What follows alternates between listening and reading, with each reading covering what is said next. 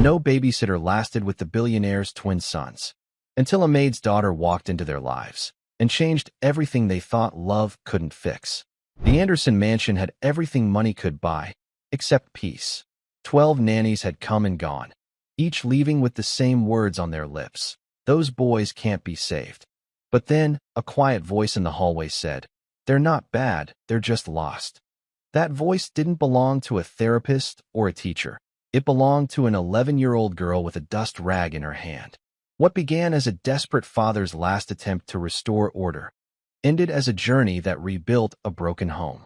This is the story of how a maid's daughter taught a billionaire that love can't be hired, and sometimes the smallest anchor can calm the fiercest storm. Just before we dive in, let us know in the comments where you're watching from today.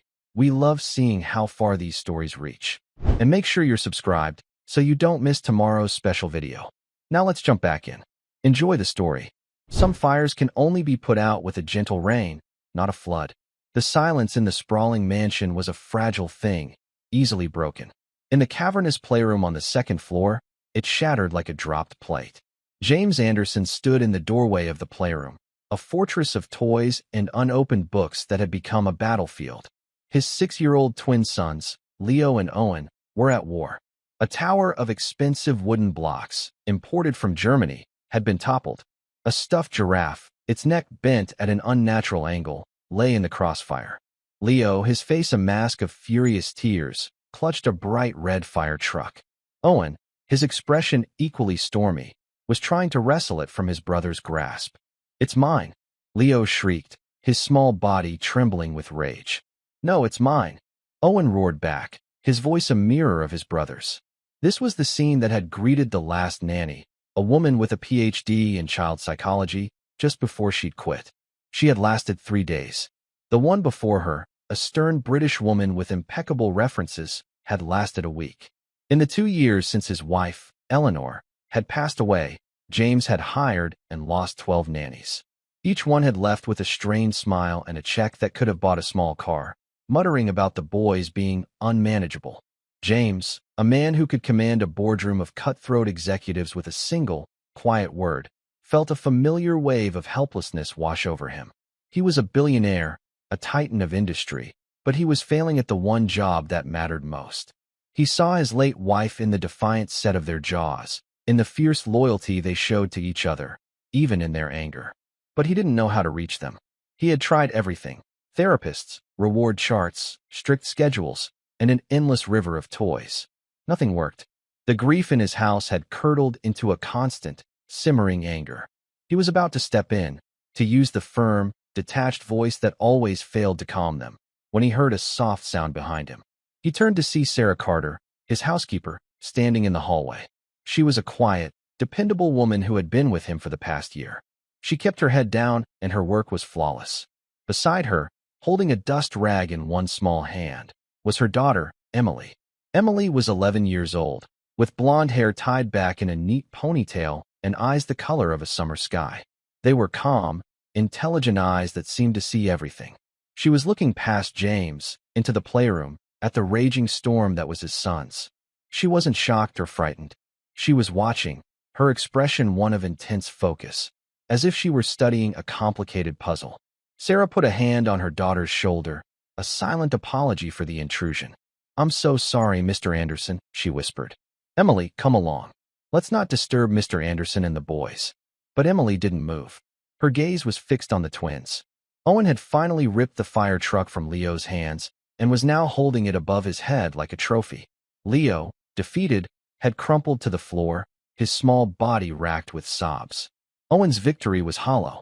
He looked at the truck in his hands, then at his weeping brother, and a look of confusion and misery crossed his face. He hadn't wanted the truck, he had wanted the fight. "They're not bad boys," a small voice said. James looked down. Emily was looking up at him, her expression serious. "They're just lost," she said. "Their anchor is gone, so they're making big waves to see if they can hit the shore." James stared at her, taken aback by the simple, profound metaphor. He had heard a dozen experts try to explain his son's behavior in complex, clinical terms. None of them had made as much sense as this 11-year-old girl. "What do you know about anchors?" he asked, his voice softer than he intended. My great-grandpa was in the Navy, Emily replied, her gaze unwavering. Sergeant Elias Vance. He said that a ship in a storm without an anchor is just a piece of driftwood. It gets tossed around by the waves until it breaks apart on the rocks. He said people are the same way. Sarah looked mortified. Emily, you shouldn't be bothering Mr. Anderson. I'm so sorry, sir. James held up a hand, silencing her. He crouched down slightly to be on Emily's level. So what do you suggest I do, Emily? I seem to be fresh out of anchors. Emily's expression was earnest. You don't need a nanny, Mr. Anderson. You've tried that. They're like captains who come on board and try to steer the ship in a new direction. But the crew, Leo and Owen, they don't trust a new captain. They'll just fight him.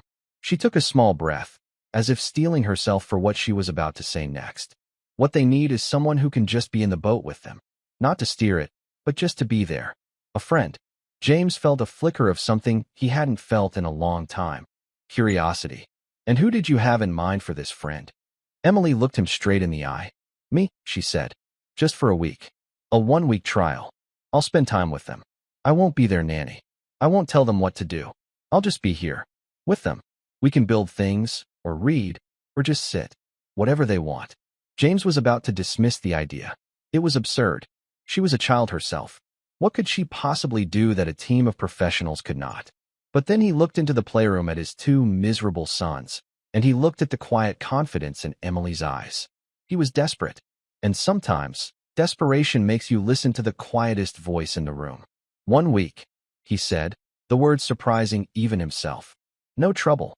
The moment there is any trouble, any at all, the deal is off. And you will be paid for your time, of course.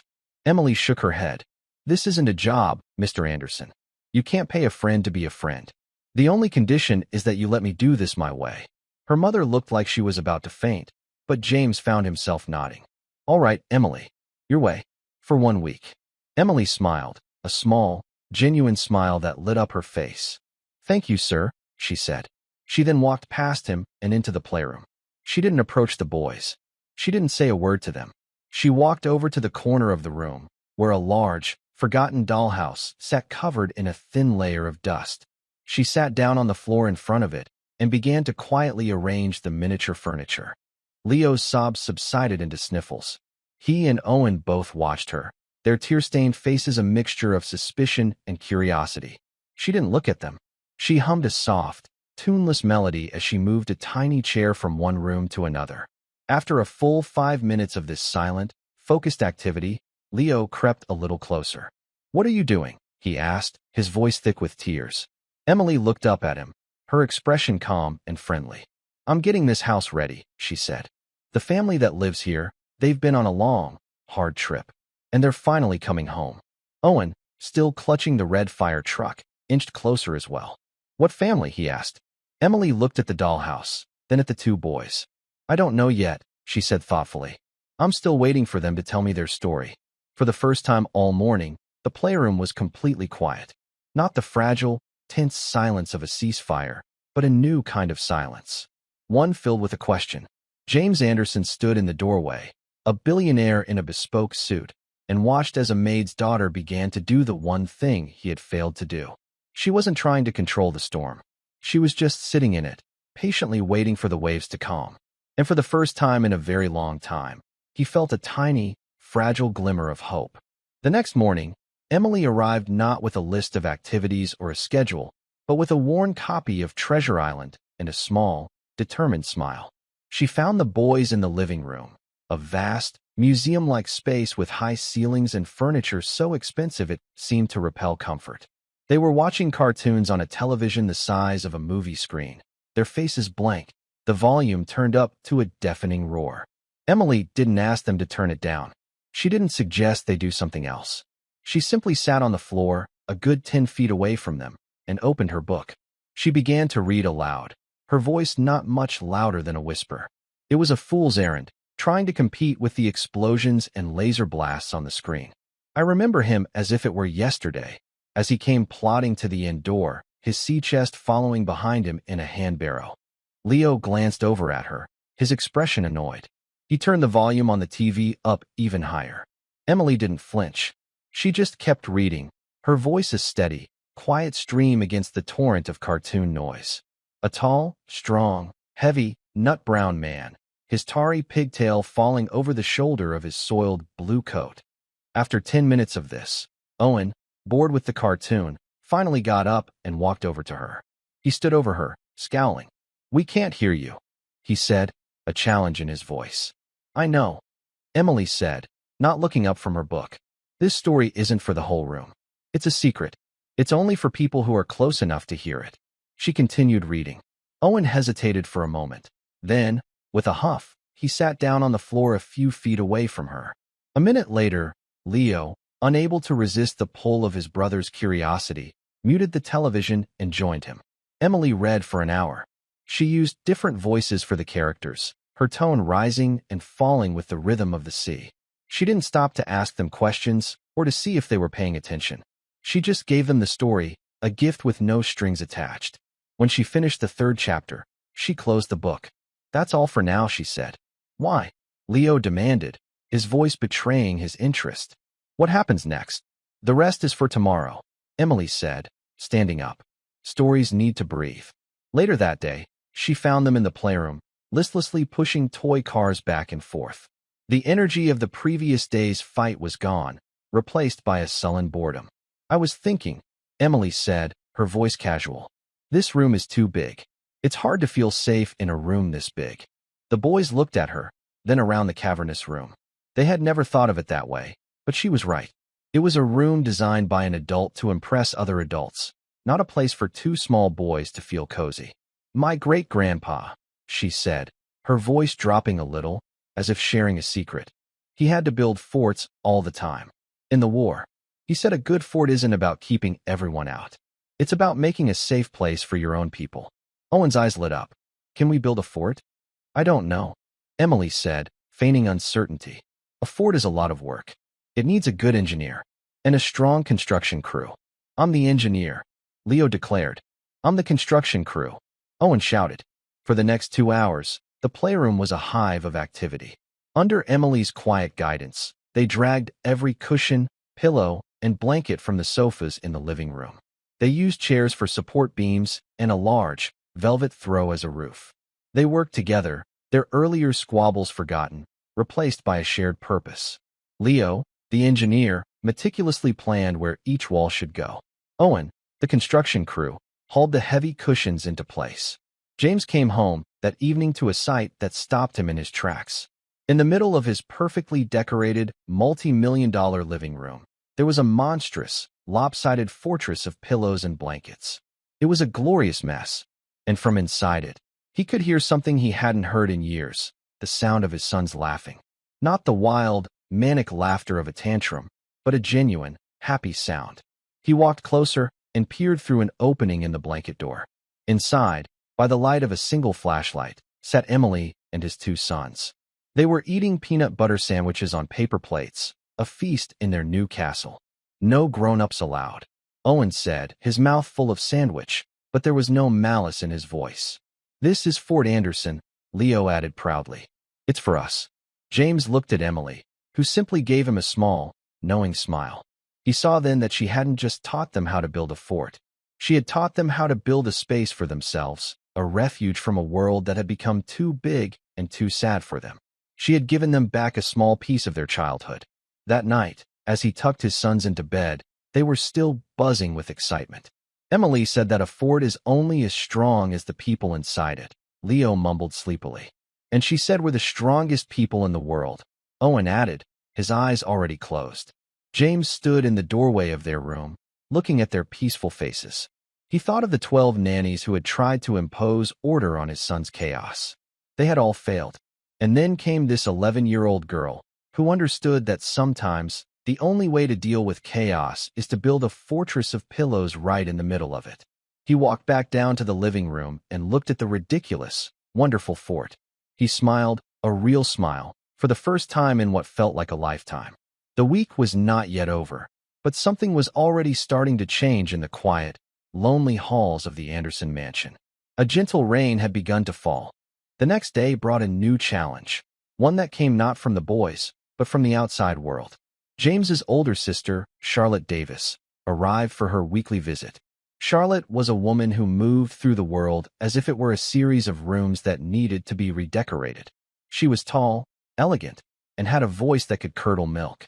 She believed that children, especially boys, needed structure, discipline, and a healthy dose of fear.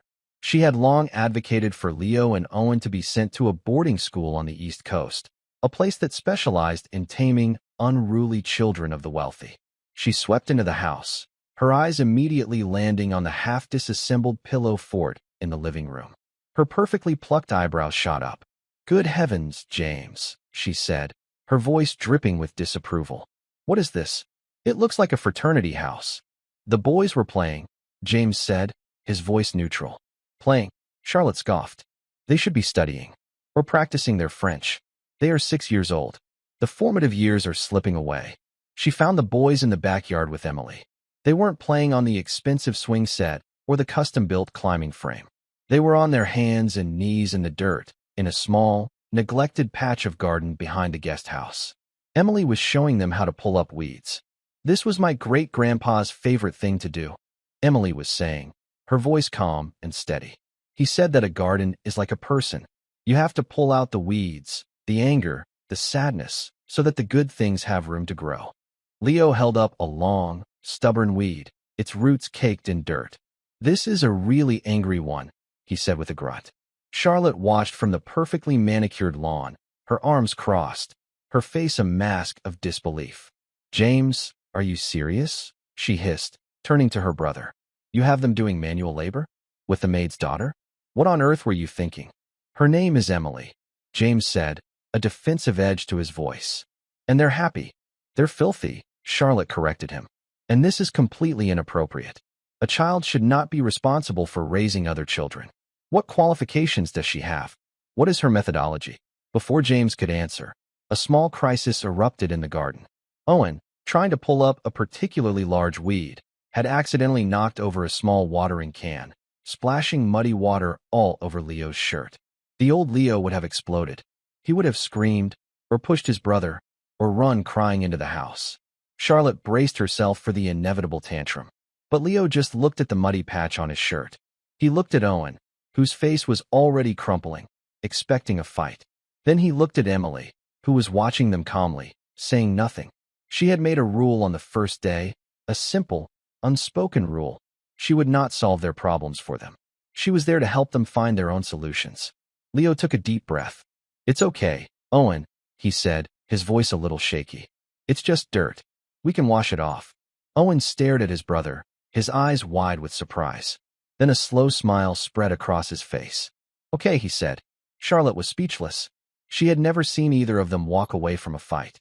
She looked from the boys to Emily, who was now quietly showing them how to pat the soil down around a small, struggling rose bush. "How did she do that?" Charlotte whispered, her voice a mixture of awe and suspicion. "I don't think she did anything," James said, a slow realization dawning on him. "I think she's just teaching them how to do it themselves." Charlotte was not so easily convinced. She saw this not as progress, but as a threat. For months, she had been positioning herself as the only one who could save her brother and his sons. This quiet, unassuming little girl was undoing all of her carefully laid plans. She marched over to the garden patch, her heels sinking slightly into the soft grass. "Emily," she said, her voice syrupy sweet, "it is so lovely of you to help out with the boys. But I think that's enough gardening for one day. It's time for their educational screen time." Leo and Owen looked up, their faces falling. "We want to stay with Emily," Leo said, a hint of the old defiance in his voice. "Nonsense, darling," Charlotte said, smiling brightly. "Auntie Charlotte knows what's best. We'll watch a wonderful documentary about the migratory patterns of the Arctic tern. It's much more stimulating than playing in the mud." She reached for Owen's hand, but he pulled it away. Emily stood up, wiping her dirty hands on her jeans. She looked at Charlotte, her expression polite but firm. "Mr. Anderson said I could do this my way for a week," she said, her voice clear and steady. "And my way is to let them choose." She then turned to the boys. "It's your afternoon. What would you like to do?" Leo and Owen looked at their aunt, then at Emily. For the first time, they had a real choice. And they made it. "We want to save the roses," Owen said, pointing to the struggling bush. Charlotte's face tightened. To be overruled by her nephews in favor of a maid's daughter was an insult she could not stomach. She gave James a look that was pure ice. "We will discuss this later," she said, before turning on her heel and stalking back into the house.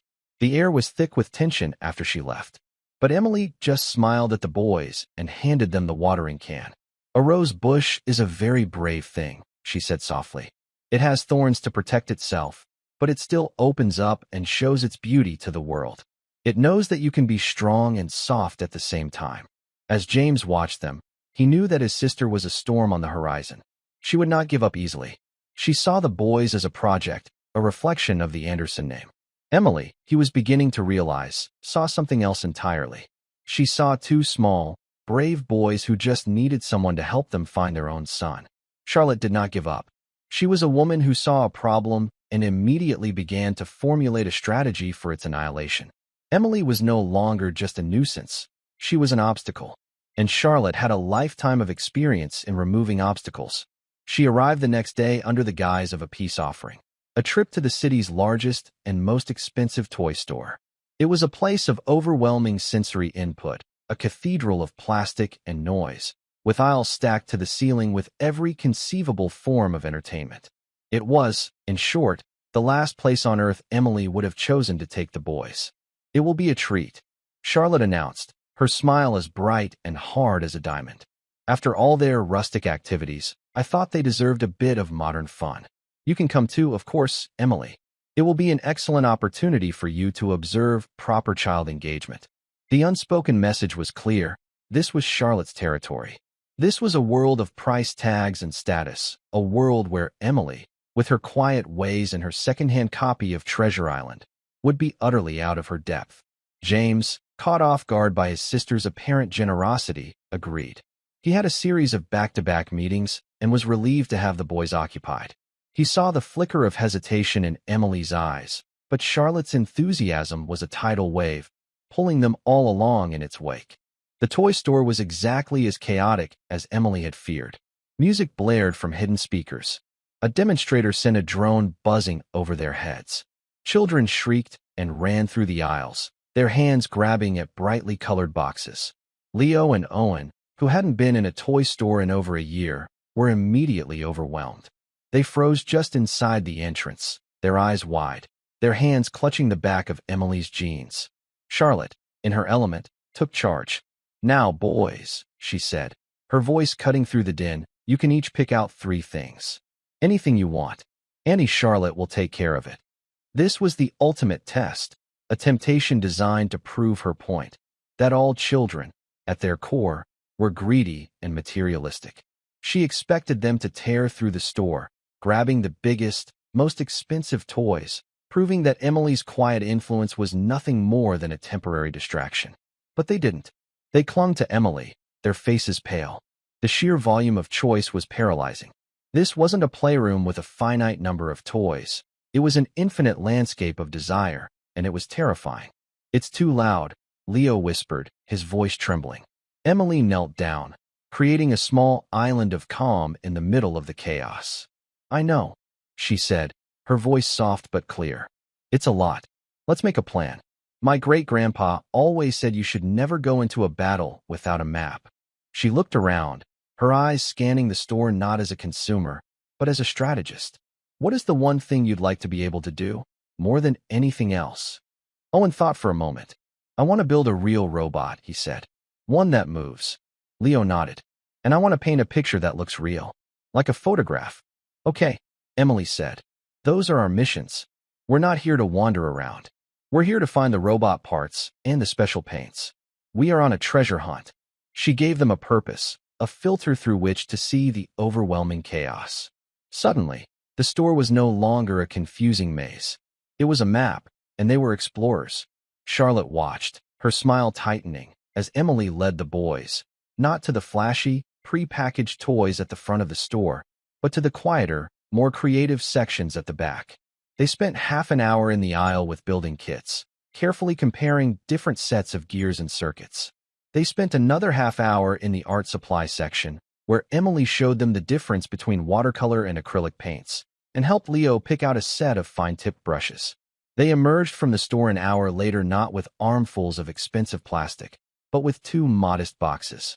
Owen had a complex robotics kit that would require weeks of patient work. Leo had a high-quality artist set with a large canvas.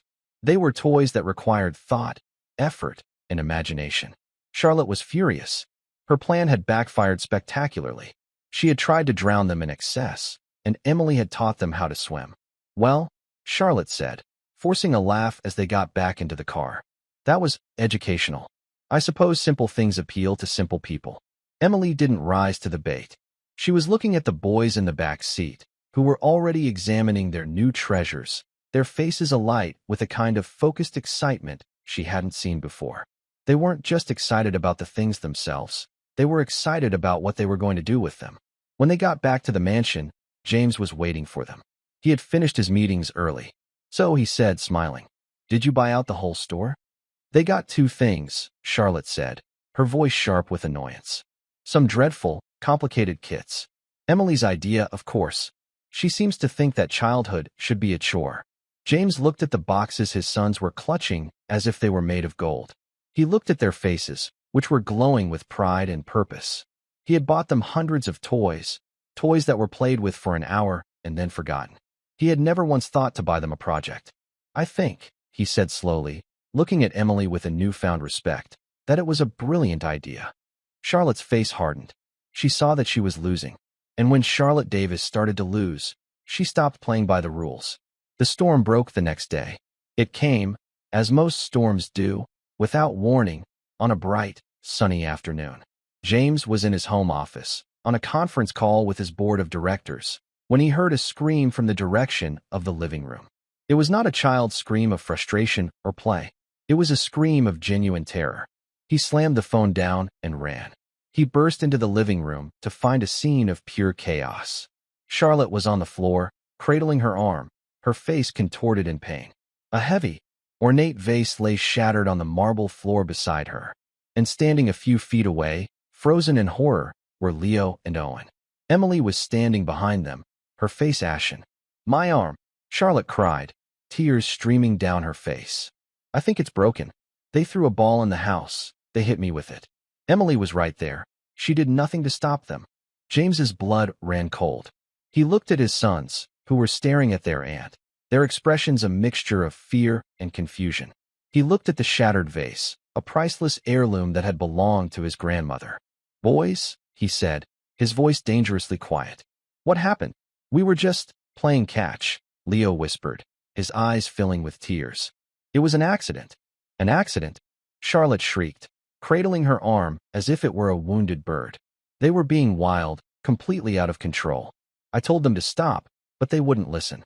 And she pointed a trembling finger at Emily. She encouraged them. She said they needed to release their energy. I could have been blinded." James looked at Emily, his face a grim mask. "Is this true?" Emily's heart was pounding. She knew what this looked like. She knew that Charlotte had set a trap, and she had walked right into it. She had been in the kitchen getting the boys a snack. She had heard them playing, a little rambunctiously, but she hadn't thought anything of it.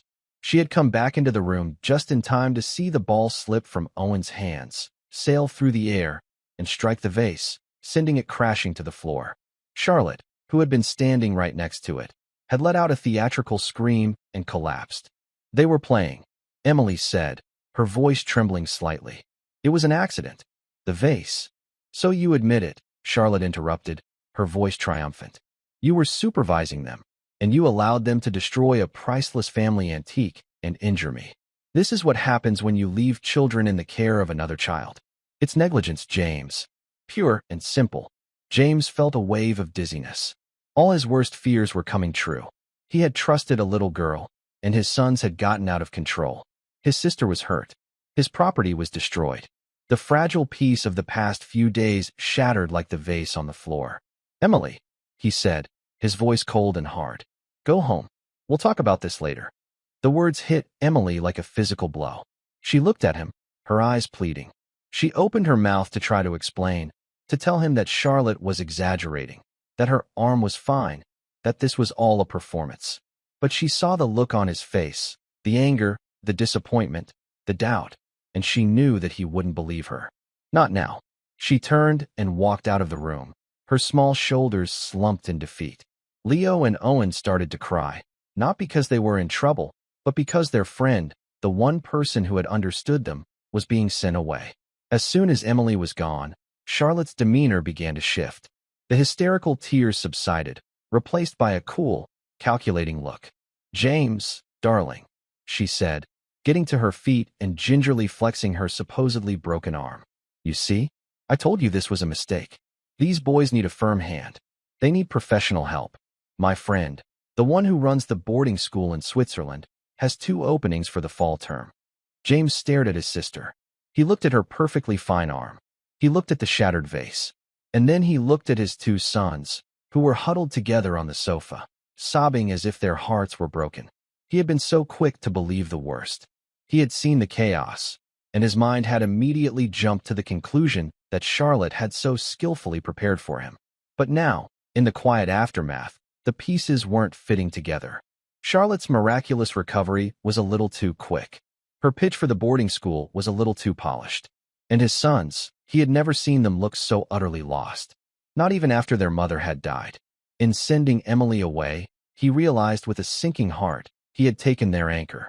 He walked over to the security panel on the wall, the one that controlled the cameras he had installed throughout the house after his wife's death. He had told himself they were for security, but he knew they were really for his own peace of mind, a way to keep an eye on his sons when he wasn't there. He rarely looked at the footage. "What are you doing?" Charlotte asked, her voice suddenly sharp. "Just checking something," James said, his fingers flying across the keypad. He brought up the footage from the living room camera for the past 10 minutes. He watched in silence as the whole scene played out on the small screen. He saw Leo and Owen tossing a small, soft foam ball back and forth. He saw them laughing. He saw Charlotte walk into the room and stand directly beside the vase, her back to the boys. He saw the ball slip from Owen's hand. It wasn't a wild throw. It was a simple, clumsy mistake. It sailed harmlessly past Charlotte, hit the vase, and knocked it over. And he saw his sister, after a deliberate pause, throw herself to the floor and begin to scream. The truth was laid bare in the cold, silent pixels of the video recording. It was a lie. A cruel, calculated lie, designed to manipulate him and get rid of an 11-year-old girl. He turned to face his sister, and for the first time in his life, she saw a look in his eyes that truly frightened her. It was not the look of a grieving, uncertain man. It was the look of a titan of industry who had just been betrayed. "Get out," he said, his voice lethally quiet. Charlotte's face went white. "James, I was just—" "You lied to me," he said, his voice shaking with a cold, controlled rage. "You used my children. You tried to destroy a little girl who has done more for this family in 5 days than you have in 2 years. Get out of my house." Now, Charlotte, for once in her life, was speechless. She gave him one last, venomous look, then turned and swept out of the room, the queen of a kingdom that had just been taken from her. James stood in the silent, wreckage-strewn living room. The relief he expected to feel was absent. All he felt was a profound, gut-wrenching shame. He had failed the test. He had doubted the one person who had shown his sons nothing but kindness and understanding. He had to fix this. He ran out of the house, not even bothering to close the door behind him. He got into his car and drove, faster than he should have, to the small, neat house on the other side of town where his housekeeper lived. He found Emily sitting on her front porch swing, her copy of Treasure Island lying unread in her lap. Her eyes were red from crying. He walked up the steps and stood before her, a billionaire in a $1,000 suit, feeling smaller than he had ever felt in his life. "Emily," he said, his voice thick with emotion. "I am so sorry. I was wrong. I should have trusted you." Emily looked up at him, her expression a mixture of sadness and a wisdom far beyond her years. "My great-grandpa used to say that trust is like a mirror," she said quietly. "Once it's broken, you can put the pieces back together, but you'll always see the cracks." James's heart ached. "I know," he said, "but I'm asking you to help me try.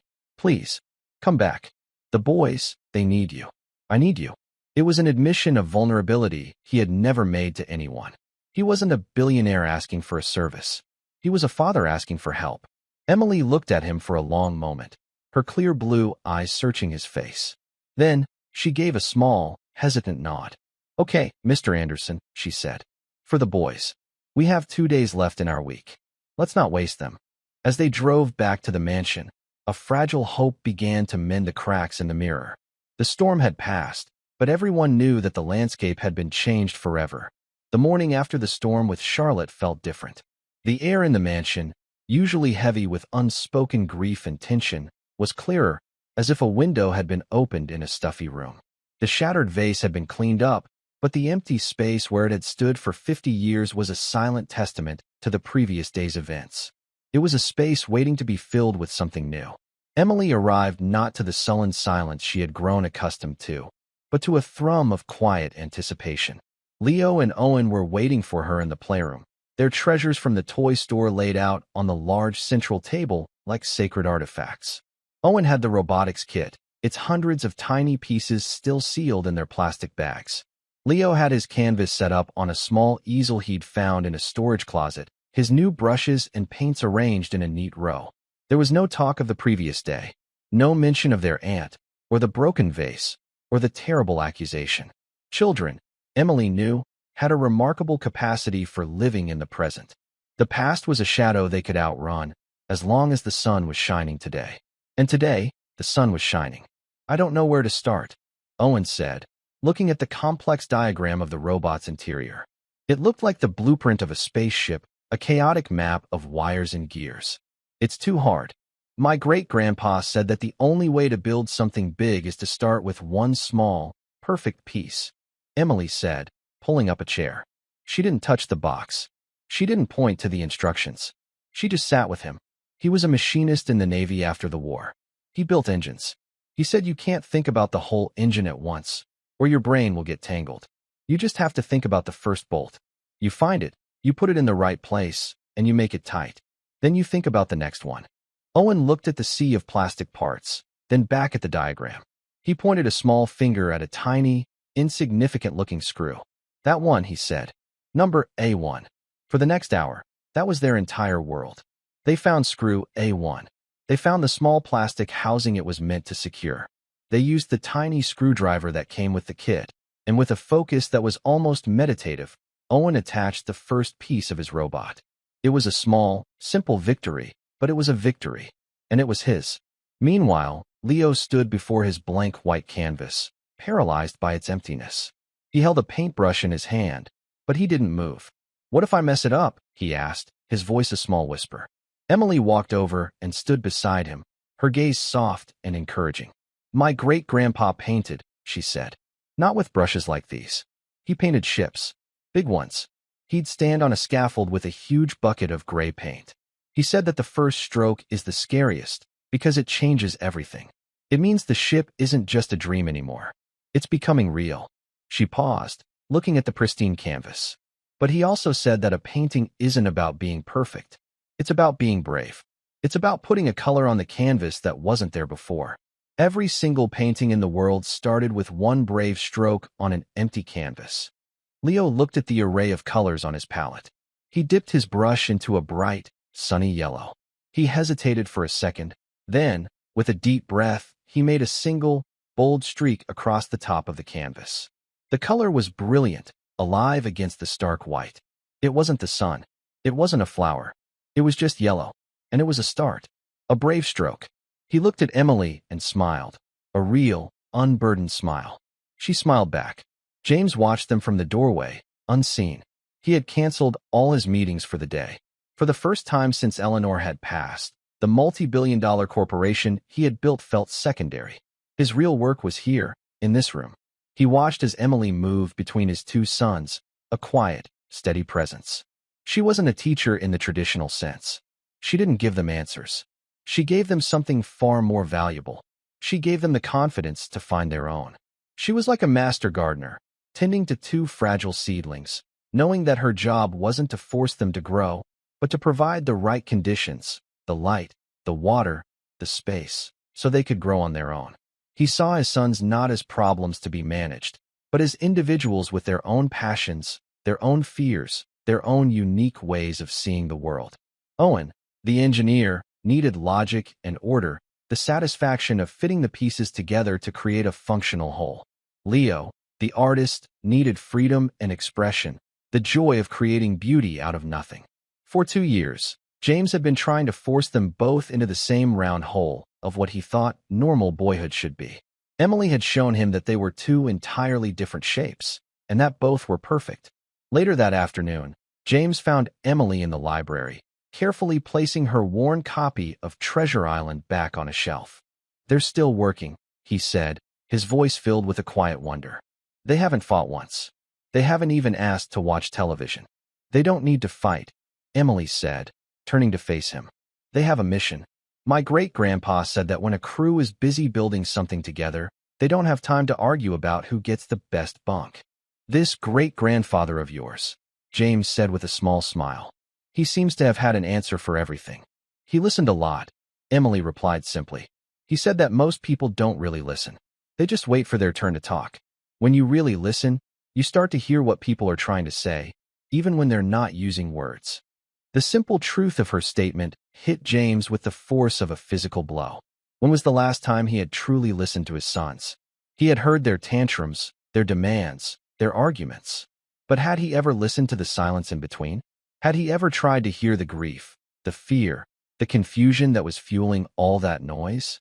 He had been so focused on managing the storm, he had never thought to ask what was causing the turbulent waters. He had been so busy trying to fix them, he had never stopped to simply be with them. "Emily," he said, his voice earnest, "I want you to stay, not just for the rest of the week. I want to hire you. Permanently. You can name your price. I'll hire a tutor to handle their schooling. You can just be here. With them. Do what you've been doing."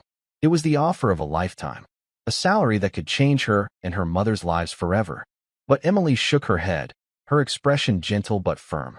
"You still don't get it, do you, Mr. Anderson?" she said. James was taken aback. "Get what?" "I can't be their anchor," she said.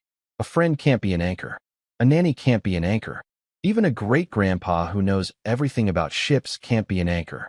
There's only one person who can be their anchor. And it's you." She took a small step closer, her gaze direct and unwavering. "They don't need a new captain, Mr. Anderson. They just need their father. They need you to sit on the floor and help them find Screw A1. They need you to be brave and put the first stroke of paint on the canvas with them. They need you to build a pillow fort and eat peanut butter sandwiches in the dark." She paused, letting the words sink in. "I can't stay forever. I have my own ship to build. But you're their harbor. You're the one they're supposed to come home to. This week, this wasn't about me fixing your sons. This was about me showing you how." The silence that followed was profound. In that moment, James Anderson wasn't a billionaire. He was just a father who had been shown the blueprint of his own heart. He had been looking for a solution he could buy, a professional he could hire, a system he could implement. He had never realized that the solution was not a person or a price tag. It was a choice to be present. He nodded slowly, a wave of understanding and a deep, humbling gratitude washing over him. "Thank you, Emily," he whispered. The words felt inadequate, but they were all he had. He walked out of the library and went to the playroom. He didn't stand in the doorway this time.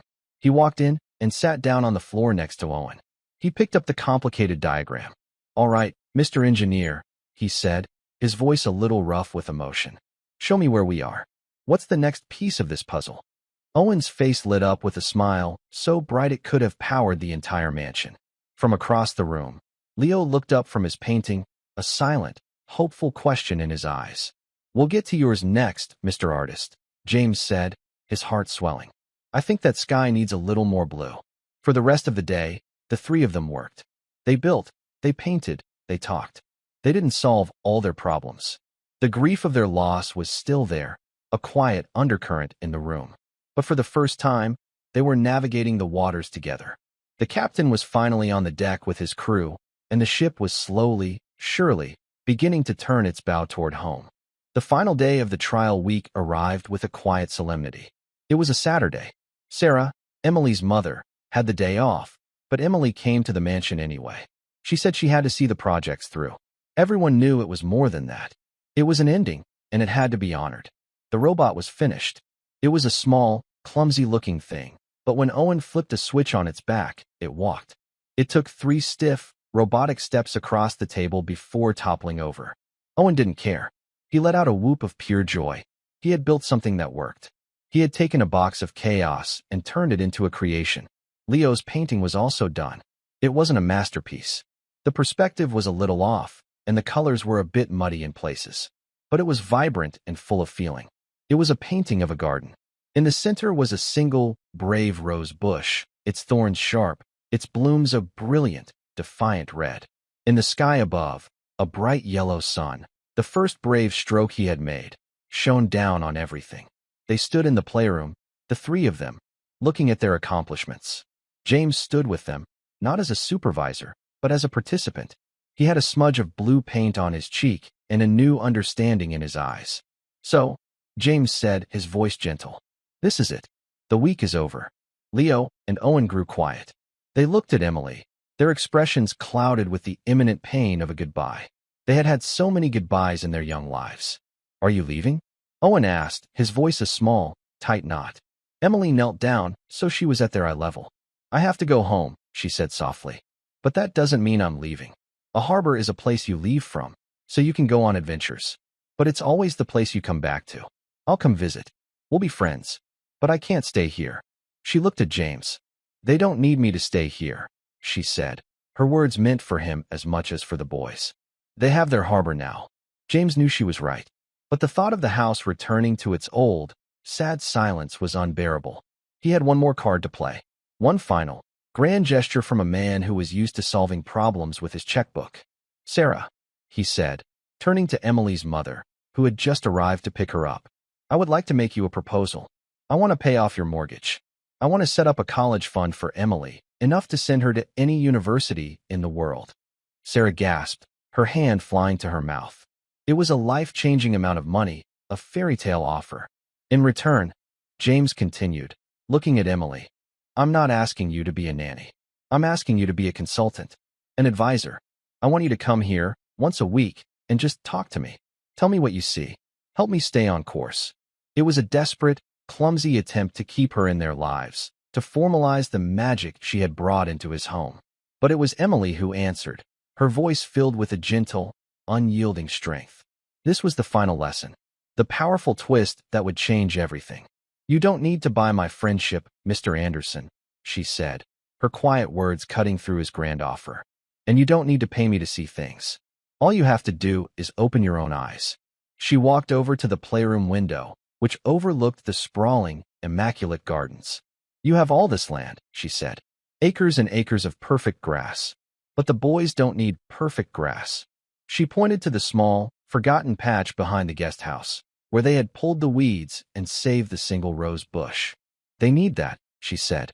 "They need a place where they can get their hands dirty. A place where things can be messy and imperfect and still be beautiful. A place that's theirs." Then she delivered the final, powerful truth, the one that would reshape the Anderson legacy forever. "My great-grandpa told me something else," she said, her voice clear and strong, filling the quiet room. "He said that the richest man in the world isn't the one with the most money. It's the one with the strongest anchor. He said a man can own a dozen houses and still be homeless. But if he builds a real home, a place of safety and love, then he owns the whole world." She turned from the window and looked at the billionaire, the housekeeper, and the two little boys. "Stop trying to buy them a perfect childhood, Mr. Anderson," she said. "Just be brave enough to build one with them. That's all they've ever wanted." With that, she took her mother's hand. "Come on, Mom," she said. "Let's go home." James watched them leave. He didn't try to stop them. The urge to write a check, to make a deal, to control the situation was gone. In its place was a quiet, profound clarity. He was the harbor. The next morning, James Anderson, CEO and titan of industry, did not go to the office. He went to the local hardware store. He came back not with a team of professional landscapers, but with shovels, bags of soil, and a dozen small, hopeful rose bushes. He found his sons in the playroom, quietly looking at their finished projects. "Come on, boys," he said, a genuine smile on his face. "We have work to do. We're building a garden." And so they did. Father and sons, they dug in the dirt. They got mud on their clothes and blisters on their hands. They tore up a large patch of the perfect, useless lawn and created something new. It wasn't neat or professionally designed. It was messy and a little crooked, but it was theirs. They were not just planting roses. They were planting roots. A few weeks later, a small package arrived for Emily. Inside was a beautiful, leather-bound journal. On the first page, in James Anderson's elegant handwriting, was a short note. "For all the stories you have yet to write," it said, "and for the one you helped us begin. You were right. Trust is like a mirror. The cracks will always be there. But now, when we look in it, we don't just see what's broken. We see the three of us, putting the pieces back together. And that's a beautiful reflection. Thank you for teaching a king that his greatest treasure wasn't in his castle, but in his own backyard." Emily smiled. She knew that the Anderson mansion was no longer a silent, sad museum. It was a home. The storm had passed. The ship was safe in its harbor. And a quiet, 11-year-old girl with blonde hair, the daughter of a maid and the relative of a legendary war veteran, had proven that the most powerful force in the world isn't wealth or power. It's the simple, revolutionary act of truly seeing another person and having the courage to help them see themselves. 6 months later, the first real winter snow fell on the Anderson estate. It was a quiet, gentle fall, blanketing the world in a soft, forgiving white. Inside the mansion, the silence was no longer a fragile, tense thing. It was a comfortable quiet, filled with the low hum of a contented home. The grand living room, once a cold and sterile museum, now bore the marks of a lived-in life. A half-finished Lego castle sat on the expensive rug, and a colorful, slightly crooked painting, Leo's second masterpiece, a portrait of the family, hung proudly in the empty space where the antique vase used to be. The biggest change, however, was outside. The garden, which had been just a muddy patch of earth when they started, had become a sprawling, beautiful mess. Even under a blanket of snow, the trellises and raised beds gave it a sense of structure and promise. It was a place of rest, a testament to the work they had put in.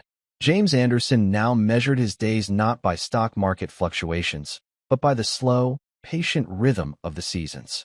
He had traded late nights at the office for early evenings with his sons, poring over seed catalogs and planning their spring planting. Leo and Owen were transformed. The constant, simmering anger had dissipated, replaced by a boisterous and creative energy. Owen was building a new, more complex robot. This time with a rudimentary AI, he was learning to code with his father's help. Leo had filled a dozen canvases with his art, his style growing bolder and more confident with each one. They still fought, as brothers do, but their fights were brief squalls now, not hurricanes. They had learned to navigate their own emotional weather, knowing their father was the calm harbor they could always return to. Emily visited every Saturday. Her relationship with the family had settled into a comfortable, easy friendship. James had honored her wish. She was not a consultant, and she was not on the payroll. She was simply Emily, a friend who came over to share pizza and build Legos. He had, however, quietly paid off her mother's mortgage, sending the final payment to the bank anonymously. When Sarah received the letter confirming her house was paid for, she had simply looked at her daughter and smiled, a silent understanding passing between them. One snowy Saturday afternoon, the four of them were in the kitchen, a room that had once been the exclusive domain of staff. They were making hot chocolate from scratch, a messy, chaotic process involving spilled cocoa powder and sticky marshmallows. James was laughing, a real, deep belly laugh, as Owen tried to use a robotic arm of his own design to stir the pot. "Dad, it's more efficient this way," Owen insisted as the arm sloshed chocolate onto the pristine white countertop. "Efficiency isn't the point, Mr. Engineer," James said, ruffling his son's hair. "Sometimes, the mess is the best part." Emily watched them, a quiet smile on her face. She saw the cracks in the mirror, still there, but they were no longer signs of breakage. They were the beautiful, intricate lines on a map, showing the journey they had taken to find their way back to each other. The billionaire had learned that his greatest assets weren't listed on any stock exchange. They were here, in this warm, messy kitchen covered in chocolate. The maid's daughter had taught them all that a home isn't built with money or things, but with moments. And on that snowy afternoon, they were building a fortress of them, one sticky, wonderful moment at a time. And that's where we'll end the story for now. Whenever I share one of these, I hope it gives you a chance to step out of the everyday and just drift for a bit. I'd love to know what you were doing while listening. Maybe relaxing after work, on a late-night drive, or just winding down. Drop a line in the comments. I really do read them all. And if you want to make sure we cross paths again, hitting like and subscribing makes a huge difference. We are always trying to improve our stories, so feel free to also drop your feedback in the comment section below. Thanks for spending this time with me.